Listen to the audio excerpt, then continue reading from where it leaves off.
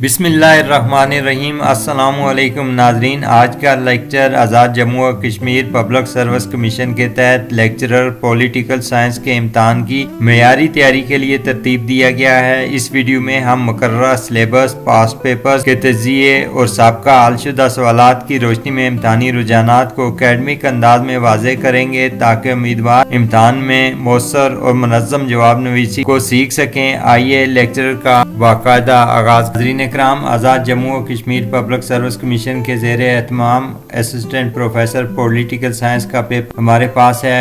آج اس پیپر کو ہم حل کریں گے۔ Number 1 is critically analyze the conflict for power between parliament and presidency in the light of related constitutional amendments made in the 1973 constitution of Pakistan۔ ناظرین اکرام، سوال کے مطابق 1973 کے آئین میں کی گئی آئینی ترامیم کی روشنی میں پارلیمنٹ اور صدارت کے درمیان اختیارات کے تصادم کا تنقیدی جائزہ لیں تو 1973 کا آئین پاکستان ایک پارلیمانی نظام متعارف کراتا ہے جس میں اصل اختیارات پارلیمنٹ اور وزیر اعظم کے پاس ہوتے ہیں، جبکہ صدر ایک علامتی سربراہ مملکت ہوتا ہے۔ تاہم مختلف آئینی ترامیم نے پارلیمنٹ اور صدارت کے درمیان اختیارات کے توازن کو متاثر کیا، جس سے اختیارات کا تصادم پیدا ہوا۔ ابتدائی طور پر آرٹیکل 48 کے تحت صدر وزیر اعظم کے مشورے کا پابند تھا، مگر 8ویں ترمیم جو 1985 میں ایک آرٹیکل 58(2) بھی شامل کیا گیا جس نے صدر کو قومی اسمبلی توڑنے اور حکومت برطرف کرنے کا صوابدیدی اختیار دیا۔ اس ترمیم نے صدر کو طاقتور بنا دیا اور پارلیمانی بالادستی کمزور ہوئی۔ نتیجتاً صدر اور پارلیمنٹ کے درمیان شدید سیاسی کشیدگی پیدا ہوئی۔ ازاں بعد 13ویں ترمیم جو 1997 میں ہوئی کے ذریعے صدارتی اختیارات واپس لے لیے گئے اور اسمبلی توڑنے کا اختیار ختم کر دیا گیا ہے، جس سے پارلیمانی نظام بحال ہوا۔ لیکن 17ویں ترمیم جو 2003 میں ہوئی نے ایک بار پھر صدر کو اسمبلی تحلیل کرنے کا اختیار دے کر تصادم کی فضا کو جنم لیا۔ بالآخر 18ویں ترمیم جو 2010 اس ترمیم میں صدر کے زیادہ تر اختیارات ختم کر کے انہیں وزیر اعظم اور پارلیمنٹ کو منتقل کر دیا، جس سے پارلیمانی بالادستی مستحکم اور اختیارات کا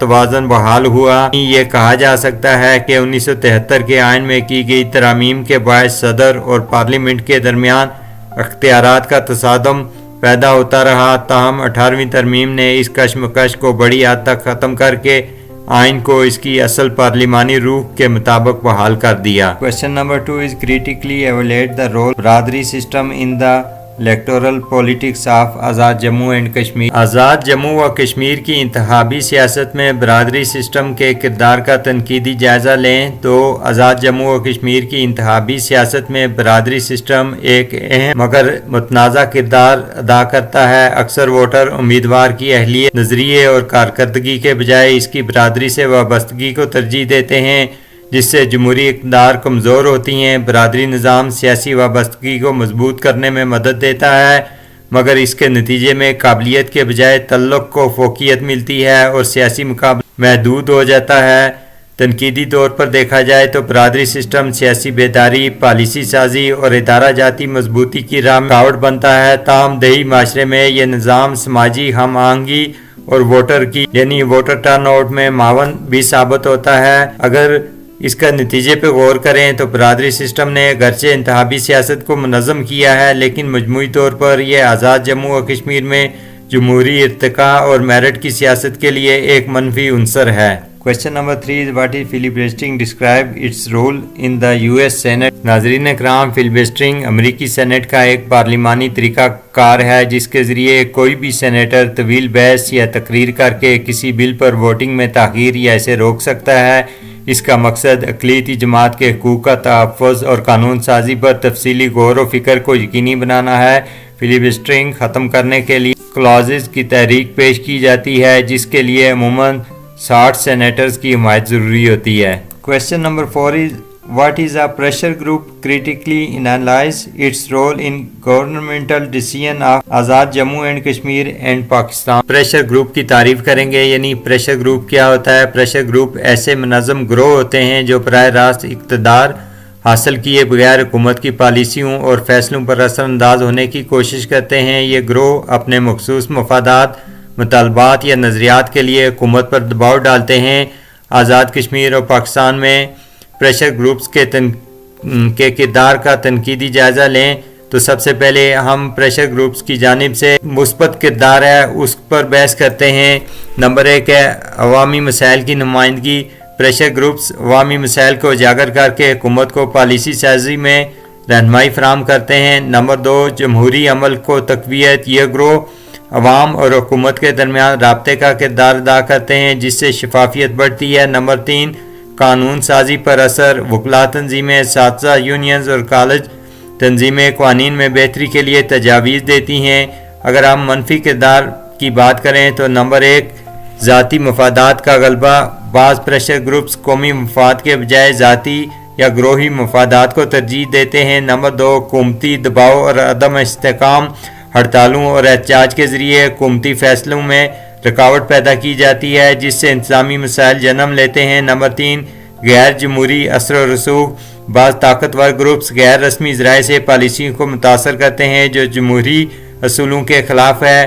اگر ہم اس کا نتیجہ اخذ کریں تو آزاد کشمیر اور پاکستان میں پریشر گروپس ایک طرف عوامی آواز بن کر جمہوری عمل کو مضبوط کرتے ہیں جبکہ دوسری طرف ان کا غیر ذمہ دارانہ انداز اور رویہ مفاداتی کردار حکومتی فیصلوں اور سیاسی استحکام کے لیے نقصان دہ بھی ثابت ہو سکتا ہے، لہذا ان کے کردار کو آئینی اور قانونی حدود میں رکھا جانا ضروری ہے۔ ناظرین اکرام، سوال نمبر 5 انتہائی اہم ہے، تو ہم دیکھتے ہیں۔ سوال نمبر 5 یہ پوچھنا کیا چاہتا ہے، keeping in mind the concept of شورا ان اسلام what system of government would you suggest for an Islamic state, parliamentary, presidential or any other? Explain your answer in detail while keeping in mind the practical problem. ناظرین اکرام، اسلام میں شورا کا تصور اسلامی نظام حکومت کی بنیاد شورا پر ہے۔ قرآن مجید میں شورا کا واضح حکم دیا گیا ہے جس کا مطلب یہ ہے کہ ریاستی معاملات باہمی مشاورت، اجتماعی دانش اور عوامی نمائندگی کے ذریعے طے کیے جائیں گے۔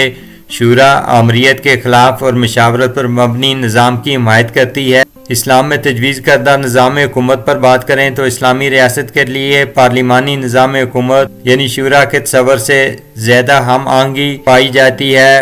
اس کی اگر ہم وجوہات پہ بات کریں تو نمبر 1 عوامی نمائندگی۔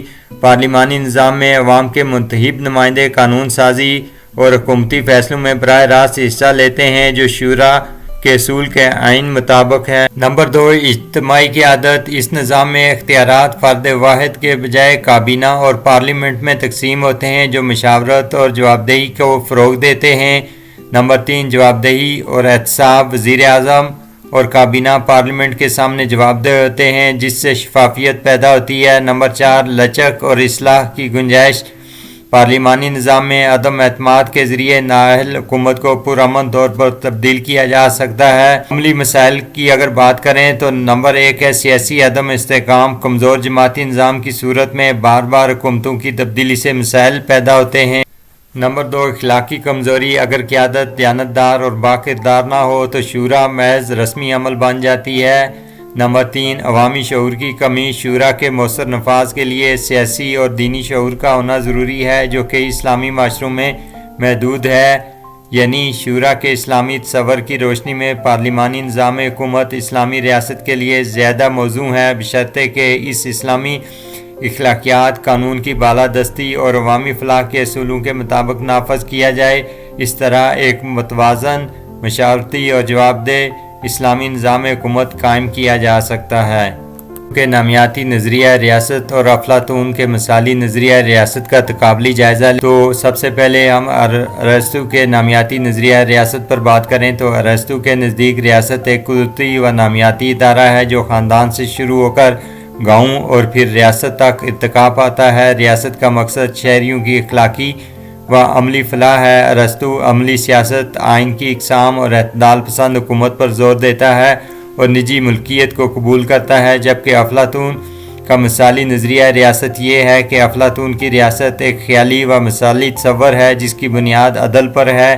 ریاست کو 3 طبقات حکمران، فلاسفر، محافظ، کاریگر میں تقسیم کیا گیا ہے۔ حکمران فلاسفر کنگ ہوتے ہیں۔ اعلیٰ طبقات کے لیے نجی ملکیت اور خاندان کی نفی کی گئی ہے تاکہ ذاتی مفاد ختم ہو۔ پر بات کریں تو ارسطو عملی قدرتی ارتقاء، نجی ملکیت کی حمایت کرتا ہے، جبکہ افلاطون مثالی فلسفیانہ اعلیٰ طبقات میں نجی ملکیت کی نفی کرتا ہے۔ ارسطو اعتدال اور تجربے پر بات کرتا ہے، جبکہ افلاطون کامل عدل اور نظری کمال کا نظریہ رکھتا ہے۔ ارسطو کے نظریہ ریاست اور افلاطون کے نظریہ ریاست کے بارے میں ہم بات کریں تو ارسطو ریاست ایک قدرتی و عضوی ارتقاء ہے۔ نمبر 7 ہے حضرت امام غزالی کے نزدیک امیر یعنی حکمران کی خصوصیات اور اس کا روزمرہ معمول کیا ہونا چاہیے۔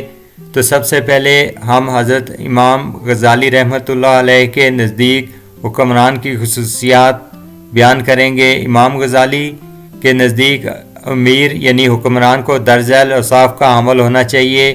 نمبر 1 تقویٰ اور حکمران اللہ تعالیٰ سے ڈرنے والا اور شریعت کا پابند ہو۔ نمبر 2 عدل و انصاف، رعایا کے ساتھ انصاف کرے اور ظلم سے بچے۔ نمبر 3 علم و دانائی، دینی اور دنیاوی امور کا علم رکھتا ہو۔ نمبر 4 دیانتداری یعنی بدعنوانی، جھوٹ اور لالچ سے پاک ہو۔ نمبر 5 تواضع، غرور اور تکبر سے دور اور عاجزی اختیار کرنے والا حکمران ہو۔ نمبر 6 مشاورت، اہل علم اور دانا افراد سے مشورہ کرنے والا ہو۔ نمبر 7 جوابدہی کا احساس یعنی خود کو اللہ کے سامنے جوابدہ سمجھے۔ نمبر 8 عوام کی خصوصاً غریبوں اور کمزوروں کا خیال رکھے۔ اب سوال کے دوسرے حصہ کی طرف آتے ہیں، یعنی امام غزالی رحمۃ اللہ علیہ کے امیر حکمران کے روزمرہ معمول کیا ہونا چاہیے۔ حضرت امام غزالی رحمۃ اللہ علیہ کے مطابق ایک مثالی حکمران کی روزانہ زندگی نظم و ضبط پر مبنی ہونی چاہیے۔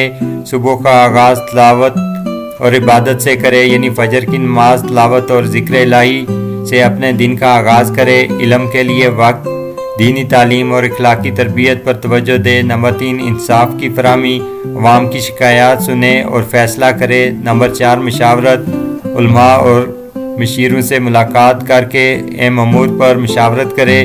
نمبر 5 ریاستی امور، نظم و نسق، امن و امان اور فلاحی کاموں کی نگرانی از خود کرے۔ نمبر 6 غریبوں کی خبر گیری یعنی محتاجوں کی مدد اور مسائل کا حل کرے۔ نمبر 7 سادہ طرز زندگی یعنی اسراف سے اجتناب اور نفس کا محاسبہ کرے۔ نمبر 8 رات کا اختتام عبادت پر یعنی نماز، محاسبہ نفس اور توبہ کر کے رات کا اختتام کرے۔ امام غزالی رحمۃ اللہ علیہ کے نزدیک امیر ایک عادل، متقی اور خدمت گزار حکمران ہوتا ہے جو دن بھر ریاستی امور انجام دے اور رات کو اللہ کے حضور جوابدہی کا احساس رکھے۔ سوال نمبر 8 ہے explain any two of the following عصبیہ سیپریشن آف پاورز۔ ناظرین اکرام، اگر عصبیت پر بات کریں تو پاکستان میں عصبیت کا مطلب لسانی، علاقائی یا خاندانی وابستگی ہے۔ یہ سیاست میں ووٹ بینک اور گروہی اتحاد بنانے میں کردار ادا کرتی ہے۔ بعض اوقات یہ قومی مفاد پر ذاتی یا گروہی مفاد کو ترجیح دیتی ہے۔ اگر ہم سپریشن آف پاور پہ بات کریں یعنی اختیارات کی تقسیم پر، تو پاکستان میں اختیارات مقننہ، انتظامیہ اور عدلیہ کے درمیان تقسیم ہیں۔ یہ نظام آئین کے تحت طاقت کے غلط استعمال کو روکنے کے لیے بنایا گیا ہے۔ ہر ادارہ دوسرے پر نظر رکھتا ہے تاکہ توازن برقرار رہے۔ اشرافیہ کی حکومت پر بات کریں تو پاکستان میں محدود طاقتور طبقہ سیاست اور معیشت پر اثر انداز ہوتا ہے۔ یہ طبقہ جاگیرداروں، سرمایہ داروں یا بااثر خاندانوں پر مشتمل ہوتا ہے۔ عام عوام کے مقابلے میں یہی طبقہ زیادہ فیصلے کرتا ہے۔ یعنی اشرافیہ کی حکومت سے مراد وہ نظام حکومت ہے جس میں اقتدار چند امیر یا بااثر افراد کے ہاتھ میں ہوتا ہے۔ اس نظام میں عوامی رائے کو کم اہمیت دی جاتی ہے اور فیصلے محدود طبقہ کرتا ہے۔